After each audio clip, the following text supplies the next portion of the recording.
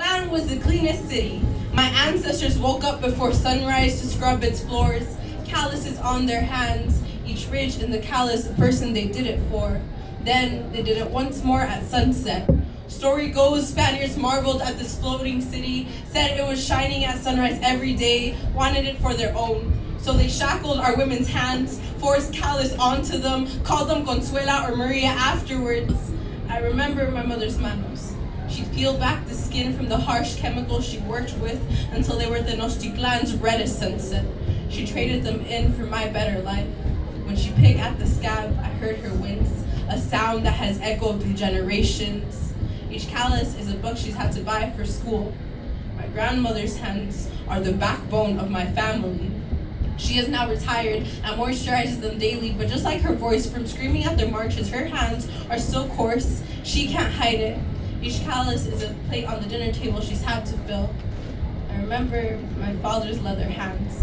Perhaps it was from using them as baseball mitts since he couldn't afford ones as a child. Maybe it was all the construction work, or maybe it was fixing all the cars. Nobody really knows.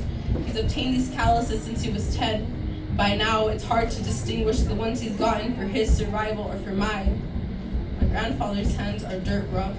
He's taken all the blows he can for Mother Earth, worked the soil, traded in soft hands for better land. A boy will say he likes my soft hands. I'll say I wish they weren't like that. I'll say calluses are birthmarks and I wish I was part of the family.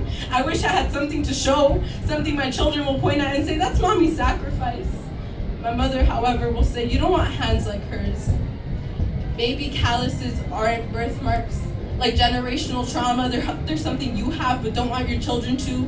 But DNA doesn't have a strand for calluses. DNA has strands that pass down and pose debt, so that my bones still feel necessary to pay up, to give until I am just marrow and soft tissue.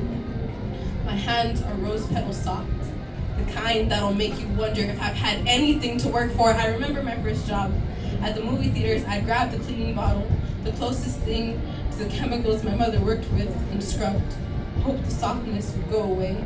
My mother and women like her pay for their children's lives on this side of the border with their calluses, a bartering system that uses rough flesh as currency, guilty with this currency exchange. I don't use pesos or calluses, I use dollars and literacy.